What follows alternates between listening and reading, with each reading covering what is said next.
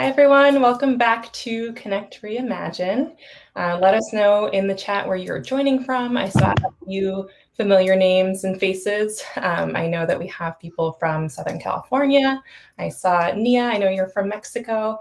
Let us know what time it is for you. So my name is Shanna Gregory. I'm the Global Leadership Director for Women Who Code.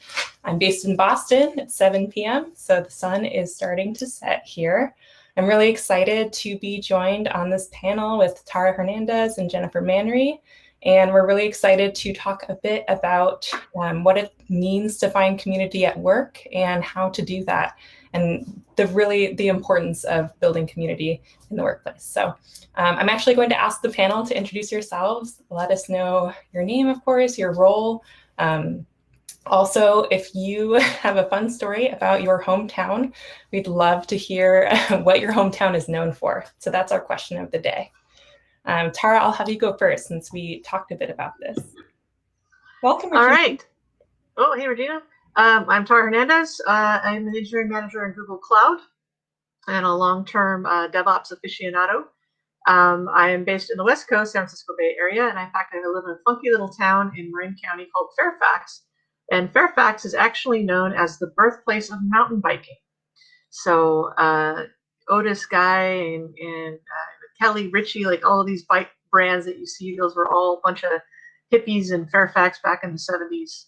And every Thanksgiving, there's a annual appetite seminar where we all go mountain biking up in the hills around Fairfax. So to dinner. One. I feel like I'm actually learning from that as well. So the fact you can pull out anytime. Cool. Thanks for joining, Tara. Jen, do you want to try? Yeah. Awesome. Can you hear me? So I'm Jennifer Manry, joining from Charlotte, North Carolina. So it is also starting to get dark here. I work for VMware. I just joined the company about 4 months ago.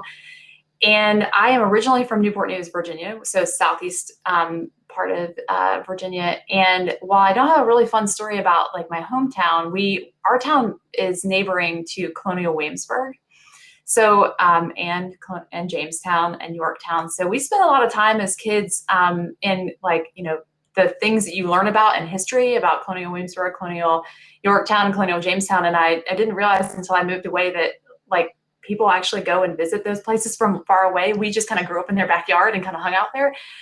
So it was a kind of a cool thing to grow up with, to be able to go jaunt away to one of the neighboring cities and see people dressed like they did in period clothing and see how they, ate and lived. So that's a little bit of a history lesson from where I grew up. That's a great one. I feel like there's a lot of those good backyard history areas, especially in the US. Regina, I saw that you were able to join us, but we just lost you on video. If you're able to unmute, we'd love to hear about your hometown. Actually, I'm not sure where you're based, but we'll give Regina a few more minutes. She's having some technical difficulties, but we can get started with our conversation. I didn't say my hometown. I live in Boston, which is full of all of those fun historical memories. Every day on my walk to work, when I first moved here, I'd walk by the Boston Tea Party Museum. So that is a fun tribute to history, and it was historical reenactment of the Boston Tea Party. Anyway, we'll get started with our community panel. So this conference is all about reimagining work, including the industry, the ways that we work. The world is going through a large shift in the ways we work, and many people have either left the workforce for a temporary period or are re-entering it, coming back to an office in person or part-time, or starting a new role remotely. So there's a lot of change and a lot of kind of disruption that we've all had to go through over the last year and a half, almost 2 years. So I really want to talk a bit about how engineers specifically can build community virtually or in person, or what the significance of that is for you. So I'd love to hear a bit. I know both of you have really incredible backgrounds in your careers. I'd love to hear about how you started to realize the importance of building community early in your career, or what that point is for you. Tara, would you like to share first? Yeah, so when I got my first job back in the early 90s, most of my immediate coworkers were my fellow students.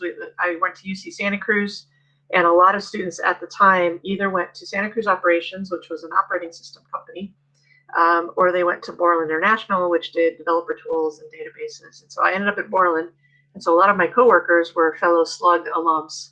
And so we kind of had a built-in community. But then when I went to my next job, that's when I realized, oh, actually, you do have to kind of work with people that you've never worked with before, or known, or hung out in the dorms with. And again, in the 90s, this was sort of the beginning of the internet era, and so it was also a time of completely unreasonable work hours. I mean, 80 hours was a light week. There was a 7-month stretch where I worked 100 hours or more. For about 6-7 months. I got very sick at the end of that. I don't recommend this. But the community kind of happened because of the fact that you were now with these people practically 24 hours a day. And so, and your community was, and all of your social life was centered around work, which is, as I think we can all agree, terribly unhealthy. It did lead to a lot of coworker relationships, which sometimes was okay and sometimes not okay. The weddings were fun. But then over time, thankfully, as an industry, we stopped doing dumb things like that. And then as I got into management, realizing the power of community building, and then really thinking about what that needs to look like in a healthy way. Because, early on, I definitely had kind of a skewed view of what it meant to have a community in the workforce. Really interesting. That very immersive experience sounds like it could be fun for a short period of time, but it's really important to recognize where those boundaries are, and especially as you're growing out of that. But it sounds like it was fun. It had its moments. Yeah. Jen, I'd love to hear a bit about your early career, or any point you'd like to share about finding community in the workplace. Sure. So I wasn't traditionally trained as a computer scientist or a computer engineer. I went to school for mechanical engineering. So my first job was building cars for General Motors. And then after I did that for a few years, I actually kind of fell in love with robotics while I was building cars and moved into information technology. So I had no background. I guess is maybe the easiest way to say this. I jumped into an IT job where I was going to have to learn on the job, which frankly, like I actually prefer that now that I've kind of, been in the workforce. Learning on the job helps me learn more quickly, but I was a little bit out of my element, certainly from switching from something like building cars to building web applications or networking or data warehousing. And so my first foray into finding community was really because I needed to surround myself with people who were practitioners of what I was doing, and who could be good teachers and advisors as I was learning. And I needed that because I kind of needed safe people that I could go to and ask what I thought were like potentially dumb questions. Like, they've been doing it for years. I had been like doing it for a nanosecond. And so the community was really important to me, and frankly has stayed an important facet of, any job that I take, because, let's be realistic. Every time you take a new job, there are a lot of things that you don't know. And so I've always tried to surround myself with people whose ear I can bend or who I can get advice from. But it certainly was really, really critical in the formative parts of my early career when I needed, help to really learn and shape what I love to do about my job. Definitely, it's important to find community when you feel like you need someone to open up with their knowledge, and you want to make sure that it's safe to ask questions. And especially when my video cut out for a moment, when you're in a new role, it's hard to do that. Yeah, for sure. Great. Well, I had a question actually. As team managers, I know that Jen, you started a new role recently. Would love to hear how that has been in terms of building community virtually. Yeah, so I mentioned I started at VMware 4 months ago. So clearly joined, as we have all been kind of in this remote work environment. And I will tell you, like, as I started to, consider taking on a new role, which was not only a new role in the middle of a pandemic, but a new role that's a complete departure from what I had been doing in my career. The notion of joining remotely had a little bit of trepidation about it because I wasn't really sure. I knew people at VMware, was really, really positive about the company culture and the people I worked with. But when you join a new company, you want to be able to go out to lunch with people and find out like how to work. You want to be able to be in team meetings and foster that sort of team, do that team building and team camaraderie.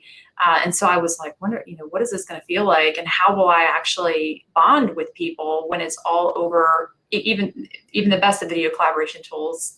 So I will say it's been a really positive experience. I was nervous, but what I found was people will go out of their way to actually be regular humans, to have that like really kind of normal, authentic human interaction, because we've all been in this state for such a long time, right? So what maybe when you join a new company were awkward conversations because you didn't know this person and you get in a meeting room with them and you kind of like make idle chit chat. I feel like we've kind of blasted through that almost as I've joined VMware. People have now, their kids kind of jump into the screen, their cat jumps on the desk, we're all like, it's been a very humanizing experience because we're all in our homes and kind of in our natural habitats. And so I've actually felt like it has not been nearly as scary to join remotely and to feel community, because I just feel like people are going out of their way to be authentic and real, and have kind of gotten the knack of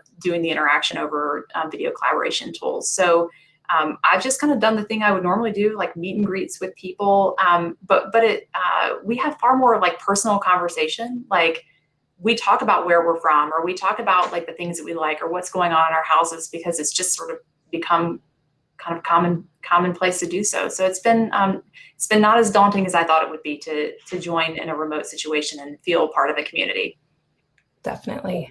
All of us being remote, I feel like has, like you said, forced everyone to blast through that. And I know that while we were waiting to join, we were talking about how you can hear your kids vacuuming in the next room. So I feel like that really casually, Tara's daughter, really. I mean, I think for a long time people tried to hide it, like, oh, my home office is as like pristine and quiet as my work office. And it was like, well, that requires a lot of energy to try to maintain that level of like, office space when you're at home. And so, now I think people are like, look, it's the reality of what we're doing. We all are kind of cohabitating all day long, doing schooling or doing working.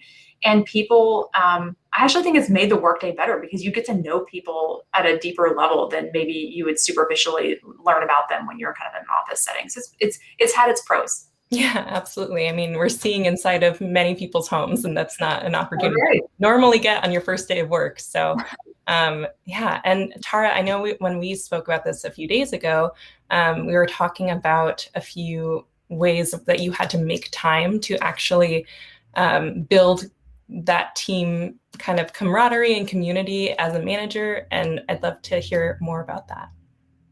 Yeah, I was on the other side of that from Jen's experience, because I was hiring people during lockdown, and so all of the whole interview process. And many of you have, I'm sure, know Google's reputation of interviews is not necessarily friendly and accessible in the best of times.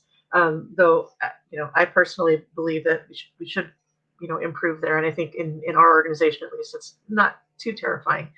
But yeah, like thinking about as a manager, how do I bring in new people in ways that's going to help them be successful? And that was terrifying, not having any of my normal tools about taking them out to lunch and having people sit with them, and body language, and like being able to get all these cues that are much more challenging to get through a video chat. And I was telling Shanna that I doubled the size of my team just about in the course of a year. And not only that, because of some globalization goals that Google Cloud has, and because of the DevRel organization tends to be distributed anyway, I was hiring people in Canada, in Poland, in Bangalore. So you're midnight, you're trying to do an interview and represent well, and so that was a little bit challenging. And then once people got online, it was a constant struggle for how can we incorporate them in positive ways into the team culture. And we started trying all kinds of stuff. Brown bag lunches where we would collectively do an internet jigsaw puzzle. So you take a picture and the software splits it all up and everybody's got a section and we're talking like, "Hi, I need a peak piece," you know. And those were kind of fun. We also made a slide deck where each slide was kind of like a yearbook entry, and people were encouraged to put some pictures of themselves or their family or their favorite things, and you know what their favorite foods were, if they had pets, that kind of stuff. Turns out one of my new employees, who's based in Warsaw, Poland, does cat fostering, and he had 14 cats, I think, at the time he started. So he became our crazy cat lady, as we referred to him. And then we had to explain what crazy cat lady meant to a guy from Poland. And so, you know, not perfect, but we found, you know, we would just continue to find ways to try and be with each other in social ways so that we could get used to each other and kind of learn each other's quirks, so that could hopefully carry over into the workplace. You know, how do we collaborate? How do we plan? How do we do conflict resolution? These were all even a year later, continue to be challenges. But I think that idea of being really intentional about how we approach each other and trying to lead by example has largely been successful. And yeah, to echo Jen's point, you know, there's certain meetings, someone's like, "Oh, I'm sorry, I have to hold my baby, my wife or my husband or whoever had to step out for a second." And we're like, "Hold her up, we want to see," you know, or cute animals. That actually became a really treasured part of our experience. So, because we're all human beings, you know, and so we need to find ways to honor that. Yeah, absolutely. I personally love seeing everyone's pets, partners, kids, everyone running through the background. I feel like that's been a really fun way to feel so connected to your coworkers, but also you get to know a part of them that you wouldn't otherwise really see in the office or in the workplace. So that's really amazing.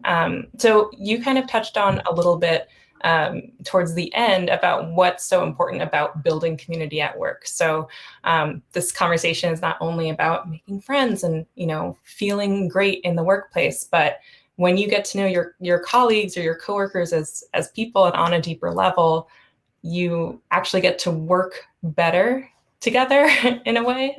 I'd love to hear more about just what that looks like on your teams, or how that's been something that you've run across in your career. I mean, I can jump in. I guess it's probably been, I think I was pregnant with my second daughter, so it's been at least 11 years ago. I had my first Agile experience. It was the first Agile room that I worked in. And the reason why I bring it up is because it was sort of the thing that made me realize, like exactly what you just said, Shanna, that when you work really closely with people and you get to know them and you form these bonds, you become, I mean, through just that, you become a really high performing team, right? Because people feel like they're part of something. So it was me and 7 guys in this Agile room nonstop. And it was like all of our first times doing Agile. So, but we learned what each of our skills were. We learned, we had fun. So what Tara just said, during lunch, we would play games so that we get to know each other, so that we could kind of defrag our workday and, you know, and have, you know, time to just be silly with each other.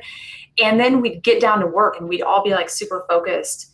But what I found is that we would, because we'd formed these bonds, when one person was struggling with something, another person would say, "Look, I see you're struggling. I'm going to pick up that thing and help you with it."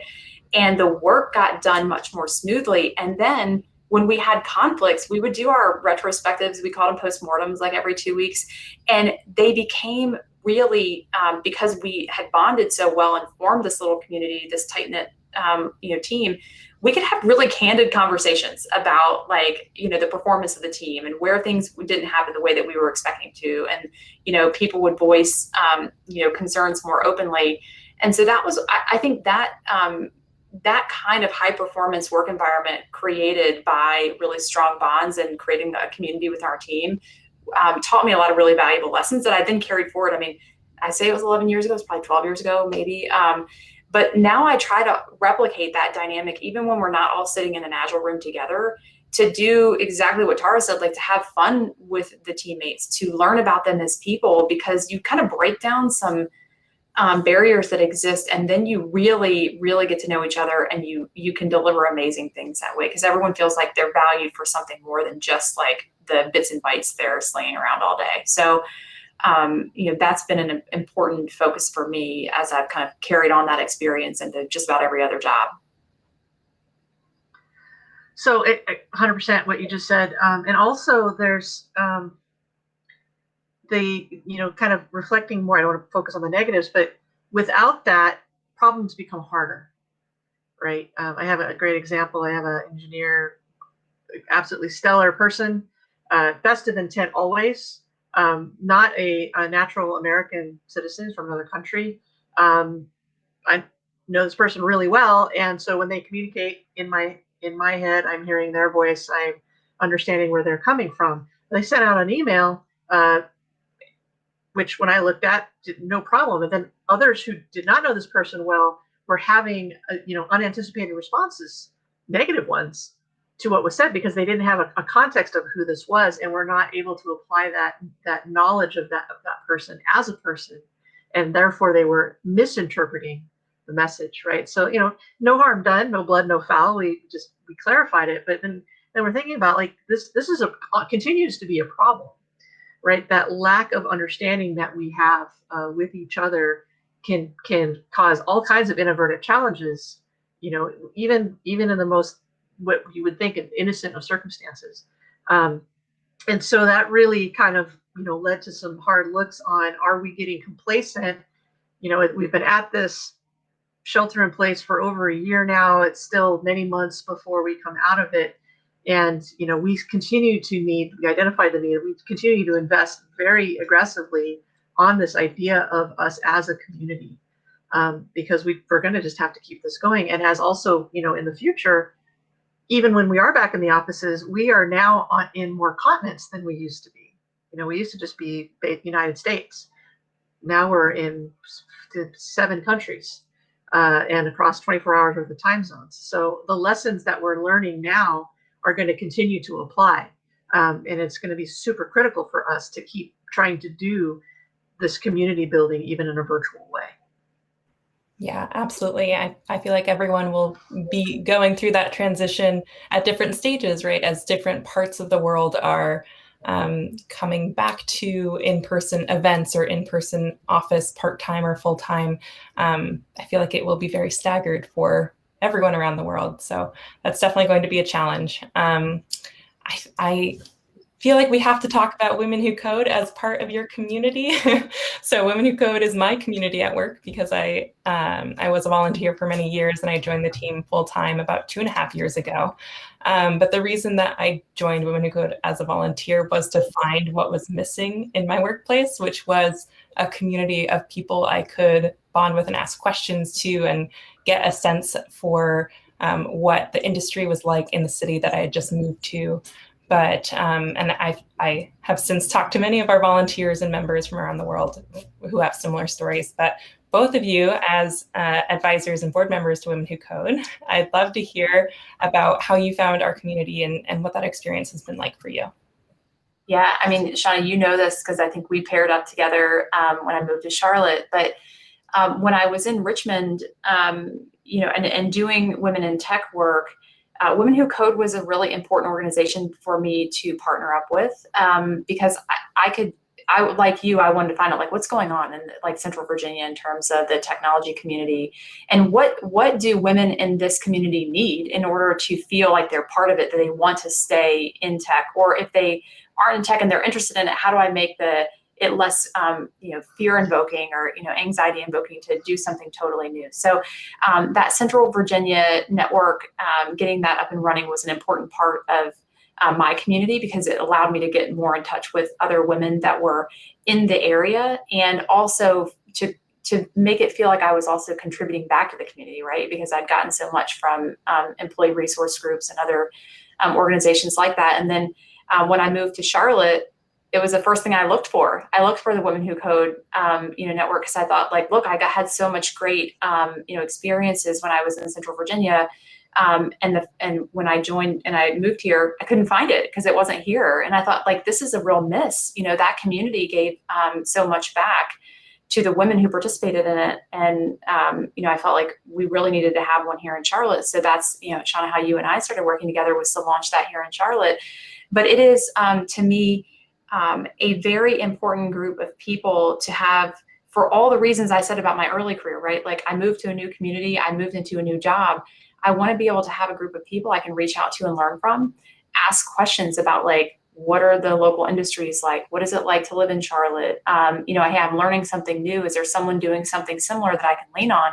And I've gotten so much benefit from it, but I also feel like it's a way for me to pay back, like, the you know, great resources that I've you know, benefited from over the course of my career. So the Women Who Code networks in our local areas have been important to me for both support, but also as a way for me to give back. Yeah, you know, I remember it was 4, 5, 6 years ago. A friend of mine, and who's worked with me for multiple companies, he's like, "Oh, I met this woman at a party. You got to meet her." And he, you know, email introed, and it's like, "Oh, Elena Percival. Oh, okay."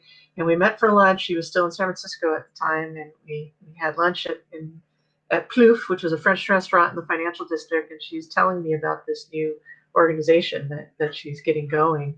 And I think about how big Women Who Code was at the time. It was just a tiny little organization. And she says, "Oh, we're having a conference up in Seattle." So we went up, and it was Connect, I think 2015. And I remember meeting all these amazing women, some who were in tech, some who were reentry or maybe career changers. And, you know, I'm always a manager, so I'm LinkedIn connecting with everybody, and meeting all these amazing people who are telling me these empowering stories of how even as a tiny little organization, it's already making a huge impact. And then fast forward to last year, you know, now I'm on the board, and I'm watching her give her presentation. She and Joey are giving their presentation about how much Women Who Code grew while we were in lockdown, you know, able to support women around the world and provide those communities.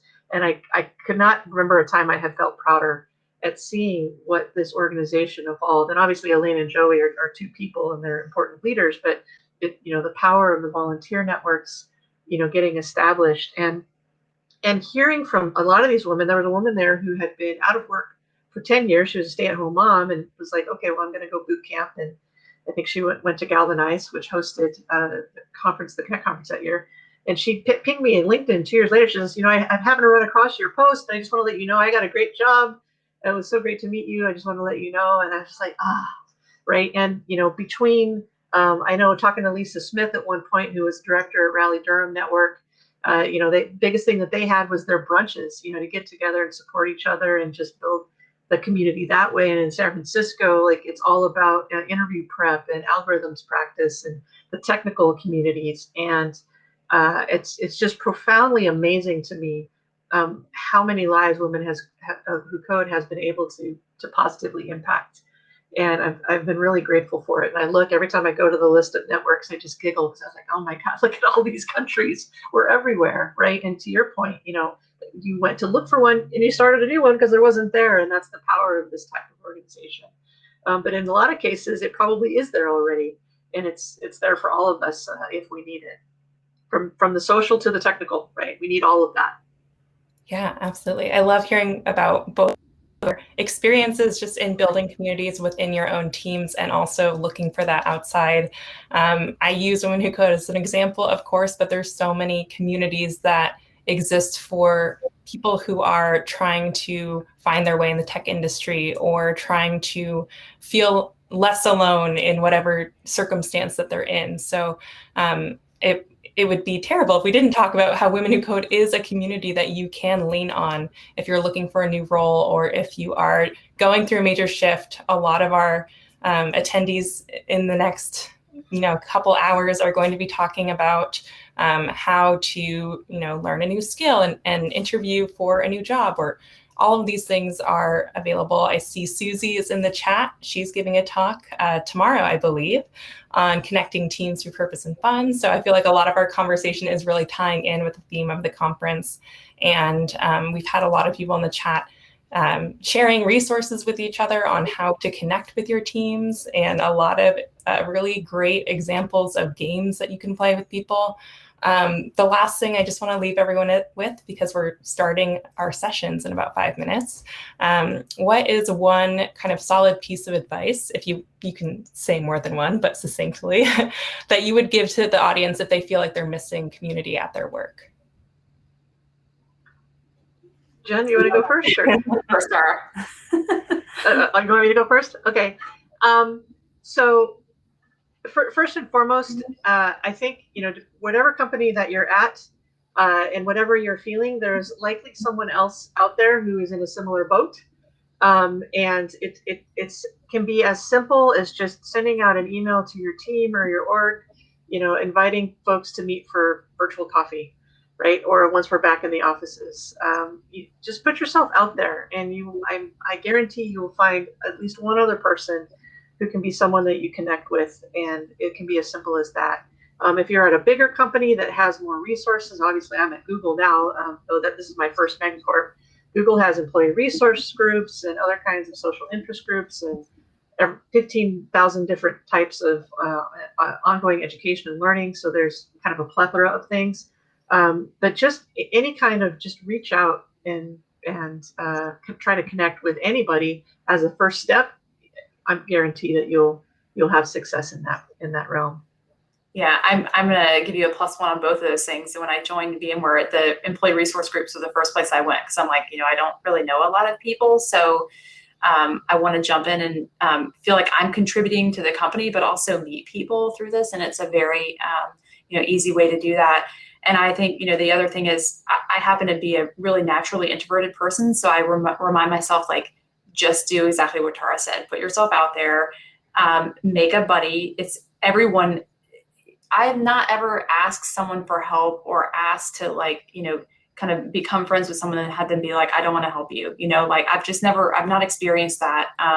People genuinely want to be helpful. So if you're just willing to take that first step, I found people will want to help you learn the ropes. And so that's sort of how I've navigated it. Just being here for a few months is asking for help and seeing where people are willing to do it. And then you kind of naturally grow the little community that you have and build better relationships. Yeah, I think the most fun thing I saw recently is someone posted on the organizational calendar, first 11 spots to Among Us, noon Thursday, and we're still talking about how that went down. That was kind of crazy. I feel like there were probably friends and enemies made that day, but it sounds really fun. Absolutely. Amazing. Well, I feel like we're wrapping up on a very positive, lovely note of how people just want to be helpful and they want to help you build your community and learn new skills and support each other within the industry. So thank you both so much for joining and sharing your experiences. Really appreciate the time that you shared with us. Of course, thanks for having us here. Yeah. Have a great rest of the event. Yeah. All right, everyone in the chat, we are 1 minute from our session starting. So head over to the sessions. If you want to build community, you can also head to networking or just, interact with each other in the chat as well. And don't forget to stop by our expo and say hello to our sponsors, who I'm sure would be happy to tell you about the community at their companies. So again, thank you, Tara and Jen, and we see the rest of you in the sessions.